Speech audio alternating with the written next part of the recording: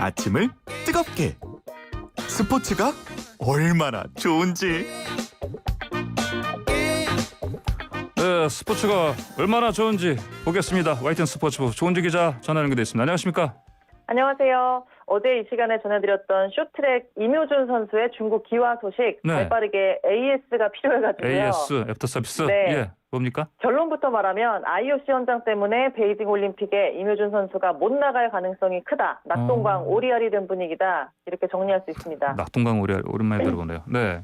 네. 무슨 IOC 헌장이 뭐 때문에 그렇습니까?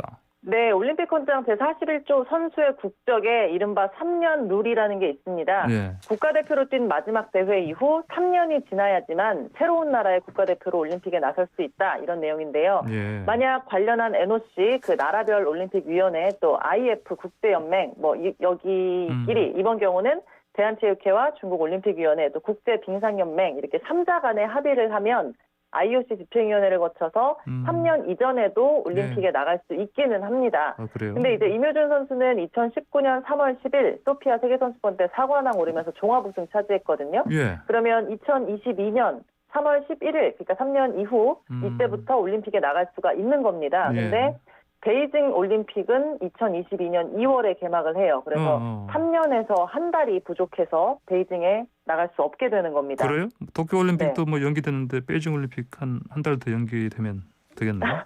그러니까요. 중국은 할 수 있을 것 같기도 하고요. 아, 그래요. 예. 네. 자, 임효준 선수 그러면 그 우리나라가 허락하면 그래 나갈 수 네. 있는 건데 그렇죠. 허락을 해주겠냐?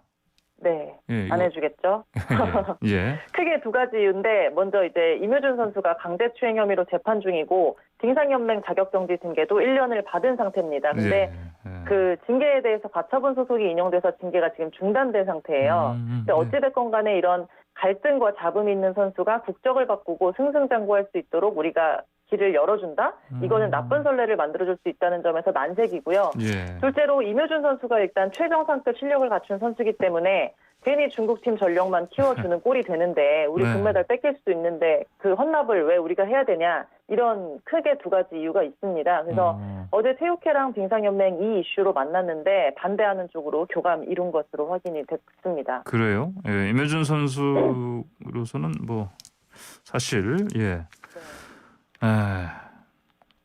슬픈 소식이겠습니다. 그렇죠? 네. 임효준 선수가 근데 이 규정을 알았을까요, 몰랐을까요?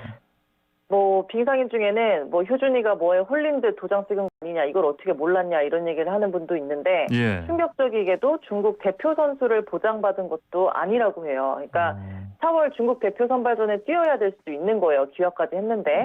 그래서 또 중국 팀을 지휘하고 있는 김선태 총감독, 또 안현수 코치도 모르게 정부 차원에서 진행된 일이라고 하고요. 임효준 선수 입장에서는 제대로 규정도 확인 안 한 어리숙함이 확실한데 참 당황스러울 정도입니다. 예. 그리고 이제 살짝 느낌이 좀 세다 하는 말을 할 수 있는 게, 임효준 선수는 몰랐을 수도 있는데 중국도 과연 몰랐을까? 이런 생각이 들거든요. 임효준이 뛸 수 없다는 걸 알면서도 혹시 기회를 요청한 게 아닐까? 한국이 허락 안 해줄 게 뻔하니까 왜 그랬을까? 한국 에이스 잡아놓고 시간 끌면서 한국의 전력을 약화시키려는 게 아니냐, 일종의 음모론을 말하는 빙상인도 있긴 하더라고요. 근데 실제로 중국은 올림픽 통해서 체대 선전, 또 사상 교육 하려는 나라인데 중국에 이제 에이스 우다증이라는 선수가 있어요. 근데 거기를 꺾고 귀화한 한국인 임효준이 금메달을 딴다? 이거를 과연 중국인들이 좋아하겠느냐? 전혀 좋아하지 않을 거다라는 말도 또 빙상인이 하더라고요. 그래요. 그래서 보면 사실 제가 어제도 2014 소치 때 빅토르 안처럼 이제 임효준이 베이징에서 영웅을 꿈꾼다라는 말씀을 드렸는데, 안현수 선수가 귀화했던 러시아는 사실 쇼트랙의 명함을 내밀어 본 적도 없는 나라니까 이제 빅토르 안이 플레인 코치도 하면서 메달도 따고 전력도 끌어주고 상황이 잘 맞았는데, 중국은 임효준에게 마냥 우호적인 분위기는 아니다, 이런 얘기를 하는데 여러모로 참 착잡하고 결론 나올 때까지 또 상황이 길어질 것 같습니다. 알겠습니다. 오늘 말씀 여기까지 듣겠습니다. 감사합니다. 감사합니다. 지금까지 YTN 스포츠부 조은주 기자였습니다.